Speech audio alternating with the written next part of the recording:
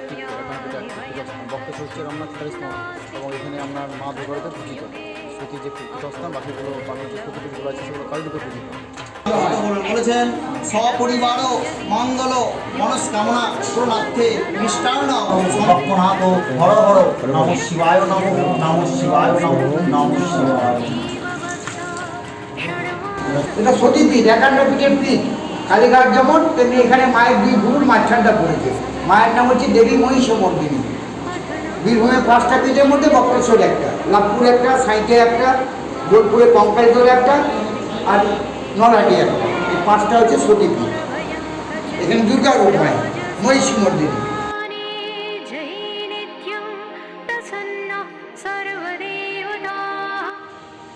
আমরা সবাই জানি যে দেবী সতীর দেহত্যাগের পরে তার দেহখণ্ডকে 51টি টুকরো করেছিল স্বয়ং ভগবান বিষ্ণু তার সুদর্শন চক্র দিয়ে। আর এই 51 খণ্ড যেখানে যেখানে পড়েছিল সেখানে সেখানে তৈরি হয়েছে মহা সতীপীঠ। বীরভূমের মধ্যে কিন্তু পড়েছে এই 5টা সতীপীঠ, তার মধ্যে একটা হচ্ছে বক্রেশ্বর, যেখানে পড়েছে মায়ের এই ভ্রুর মধ্যস্থ এই তৃণনের জায়গাটা। তো আর চলো আমরা চলে যাই বক্রেশ্বরে। তার আগে বন্ধুরা আমার চ্যানেলে ভিডিওটা দেখুন, যদি ভিডিওটা ভালো লাগে তাহলে অবশ্যই চ্যানেলটা সাবস্ক্রাইব করে পাশে থাকবেন। শুধু সতীপীঠই নয়, এখানে রয়েছে উষ্ণ প্রস্রবণ, যেখান থেকে তৈরি করা হয় হিলিয়াম গ্যাস। এখানে ফুটন্ত জল থেকে তৈরি করা হয় হিলিয়াম গ্যাস। সকালবেলায় চায়ের চুমুক দিয়ে বেরিয়ে পড়লাম বক্রেশ্বরের পথে।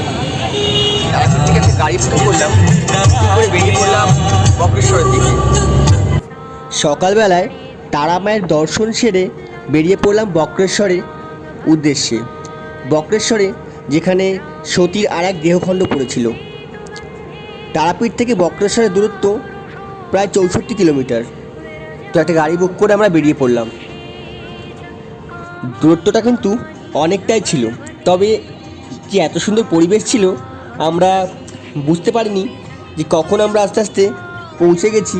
অতিক্রম করে ফেলেছি 64 কিলোমিটার পথ। দুপাশে রয়েছে সবুজে ঘেরা, তার মাঝ থেকেই চলেছে এক সড়ক পথ। সেই সড়ক পথ ধরে আমরা চলেছি বক্রেশ্বরের দিকে। তোমরা দূরে দেখতে পাচ্ছ যে বক্রেশ্বরের যে প্রবেশ পথ, সেই মূল ফটকটা হলো এটা। এখান থেকে প্রবেশ করতে হবে বক্রেশ্বরে। চলুন বন্ধুরা, এখানে কারো কাছ থেকে শুনে নেব এখানে দেখার মতো কি কি আছে। বন্ধুরা আমি এখন চলে এসেছি বক্রেশ্বরের সেই মন্দিরে, যেখানে মায়ের এই উদ্ধারণ পড়েছিল। এখানে টিকিট কাটতে হবে, টিকিট কেটে এই রাস্তা এখান থেকে ঢুকতে হবে। আমার সাথে দেখা হলো মন্দিরের এক পুরোহিতের। চলুন তার থেকে আমি শুনে নেব বক্রেশ্বর সম্পর্কে কিছু কথা। এখানে যার নামে এসছেন এই ঋষি অষ্টাবক্র নাম অনুসারে বক্রেশ্বর ধাম। এখানে একই মাতৃপুরে দুটো শিবলিঙ্গ দেখতে পাবেন, অষ্টাবক্রমণি আর নিচে মহাদেব আছে। আর পাশে মায়ের সতীপীঠ, মায়ের ভ্রু মধ্যস্থল মন পড়েছে, যেখানে মেয়েরা ঠিক করে এখানে পেটে এক পীঠস্থান। বক্রেশ্বর হচ্ছে রমনাথ 43তম পীঠ। এছাড়া বক্রেশ্বর দেখার বলতে 8টা গঞ্জলে কুণ্ড আছে, যেটা আপনার মানুষ যেটা স্নান করে 5টা করে এন্ট্রি আছে ওইখানে। ওটা 82 ডিগ্রি টেম্পারেচার, মূলত শীতকালে স্নান টান করে। এছাড়াও আপনার 55 ডিগ্রি টেম্পারেচার আছে, 60 ডিগ্রি আছে, 72 ডিগ্রি আছে। আর সর্বাধিক যে গরম সেটা হচ্ছে 80 ডিগ্রি টেম্পারেচার, যেখান থেকে আমরা হিলিয়াম গ্যাসটা কালেকশন করি। এছাড়া আরও 3খানা কুণ্ড আছে, সূর্যকুণ্ড আছে, দুধকুণ্ড আছে, আর একটা আছে শ্বেতগঙ্গা, যেটা মন্দিরের সামনে হবে 18 ডিগ্রি টেম্পারেচার।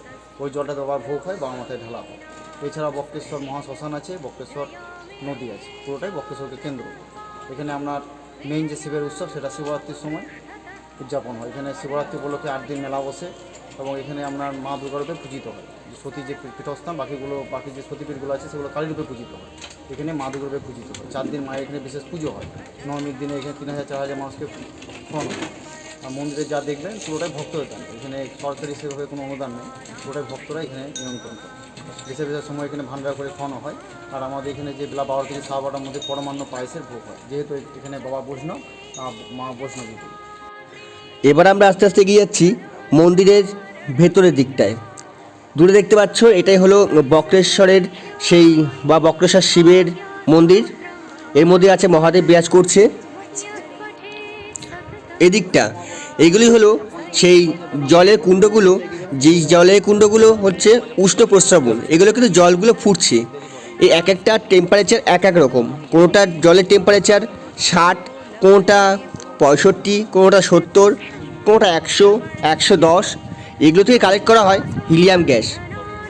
তোমরা একটু ভালো করে খেয়াল করলে দেখতে পাবে যে দেখো নিচে থেকে কিন্তু জলগুলো ফুটছে, কোথাও কোথাও দেখছি চাল ফেলা আছে, আর চালগুলো সেদ্ধ হয়ে প্রায় ভাতের রূপ নিয়ে নিয়েছে।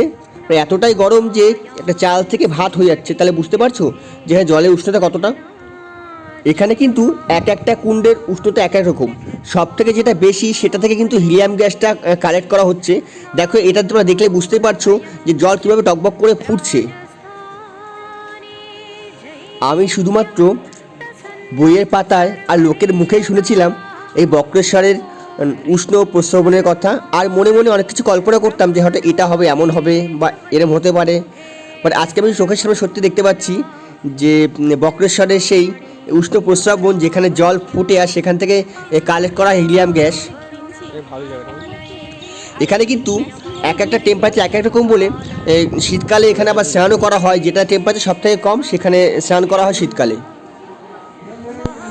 এখন কিন্তু আমরা ওই উষ্ণ প্রস্রবণ দেখে এখন আস্তে আস্তে এগিয়ে চলেছি মন্দিরের দিকে। বক্রেশ্বরের যে শিবের মন্দির সেই মন্দিরে গিয়ে এখন পুজো দেবো, তারপর আসবো মায়ের মন্দিরে। চলে এসেছি শিবদুর্গা ঘাটে। শিবদুর্গা ঘাটে জল নেবো, জল নিয়ে যাবো পুজো দিতে। তো ওই যে ঘট, এখান থেকে জল নিয়ে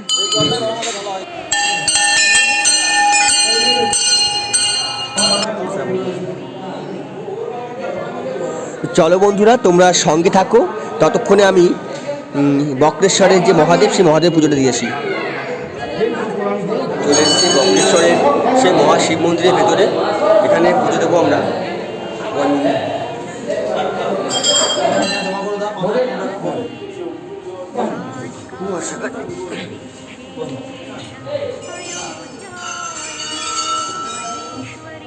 এই জলটা একটু গায়ের মধ্যে ছিটিয়ে এলেন, নমো বিষ্ণু গায়ের মধ্যে ছিটিয়ে একে একে নিচে মহাদেব কিছু প্রণাম করে, নিচে মহাদেব উনি দেবাদেব মহাদেব, হাত দেন সব উনি মহাদেব।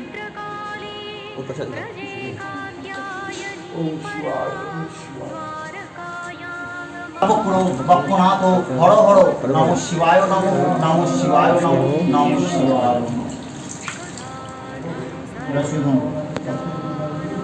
নমো স্নায়ানাম শ্বেত গঙ্গোত্তম মহাদেবায় শিবায় নমঃ, শিবায় নমঃ, শিবায় নমো নাগেশ্বরায় মহাদেবায় নমঃ শিবায় নমঃ, নমঃ শিবায় নমঃ, নমঃ শিবায়। বেল বাজালেন সবাই, বেল বাজালেন।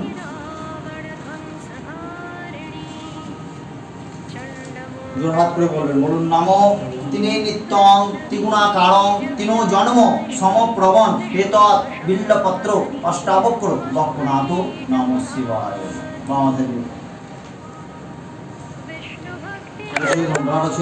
বক্রেশ্বরের সঙ্গে কিন্তু মিলে আছে অষ্টবক্র মুনির কথা।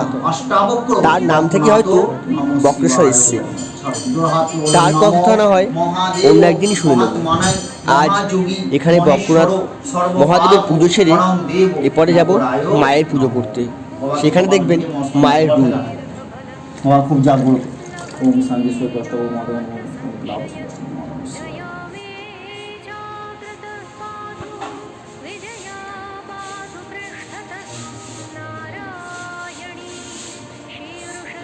এটাও কিন্তু এক সতীপীঠ, তবে অন্য অন্য সতীপীঠের মতো এখানে অতটা ভিড় হয় না, আর এখানে অত পাণ্ডাদের চাপও নেই। তো আপনারা এখানে আসলে নির্বিঘ্নে শান্তিতে পুজো দিতে পারবেন। এখন আমরা চলেছি বক্রেশ্বরের মহিষমর্দিনী মায়ের মন্দিরের দিকটায়। এটা হলো মহিষমর্দিনী মন্দির। সকল সতীপীঠের মধ্যে একমাত্র এখানেই নাকি মাকে দুর্গা হিসেবে পুজো করা হয়। এটা সতীপীঠ, 51 পীঠের পীঠ। কালীঘাট যেমন তেমনি এখানে মায়ের দুই গুরুর মাঝখানটা পড়েছে। মায়ের নাম হচ্ছে দেবী মহিষমর্দিনী। বীরভূমের 5টা পীঠের মধ্যে বক্রেশ্বর একটা, লাভপুর একটা, সাঁইতে একটা, বোলপুরে কঙ্কালতোল একটা, আর নলহাটি একটা। এই 5টা হচ্ছে সতীপীঠ। এখানে দুর্গা রূপ মায়ের মহিষমর্দিনী। আমরা তীর্থস্থানের যে মূর্তি দেখতে পাই সেটা কিন্তু পরে তৈরি করা হয়েছে। সব তীর্থস্থানে রয়েছে মায়ের শিলা মূর্তি। কথায় আছে সতীর অঙ্গ যেখানে পড়েছে সেখানে প্রস্তরখণ্ড তৈরি হয়েছে, আর সেই প্রস্তরখণ্ডর ওপরে রাখা থাকে এই মূর্তিগুলো। ঠিক তেমন এখানেও এই যে সিংহাসন, তার নিচে রয়েছে দেখো প্রস্তরখণ্ড, ওটাই হলো মায়ের সতীর সেই অঙ্গ।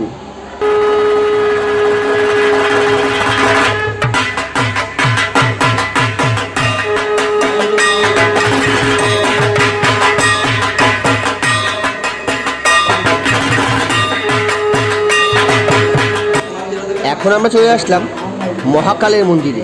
এটা নাকি মহাকালের মন্দির, আর ইনি হচ্ছে মহাকালের সেই মূর্তি। তো এখন বক্রেশ্বরের মায়ের মন্দিরে পুজো দিয়ে ফিরছি। পুজোর প্রসাদ এখানে আছে, আর পেছনে বক্রেশ্বর মায়ের মন্দির।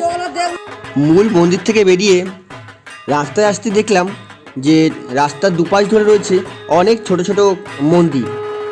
এগুলো হয়তো কোনো যে সাধক থাকে, সাধকদের সমাধিও হতে পারে অথবা মন্দিরও হতে পারে, আমি ঠিক বুঝতে পারলাম না। কারো কাছে যে শুনবো তেমনও কোনো লোক পাইনি, জায়গাটা এতটাই ফাঁকা।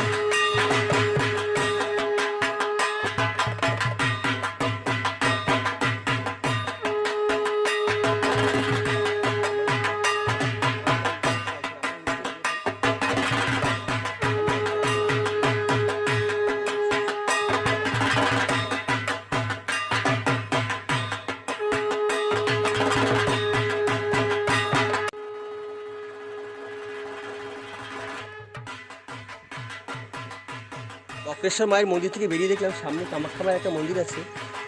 এখানে হচ্ছে কামাখ্যা মায়ের মন্দির।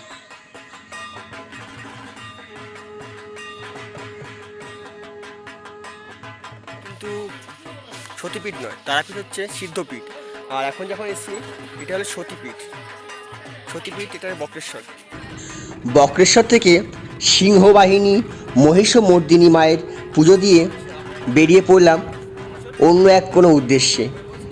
বন্ধুরা, কোথায় যাচ্ছি দেখা হচ্ছে পরের ভিডিওতে। ততদিন আপনারা ভালো থাকবেন, সুখে থাকবেন, আর চ্যানেলটা সাবস্ক্রাইব করবেন।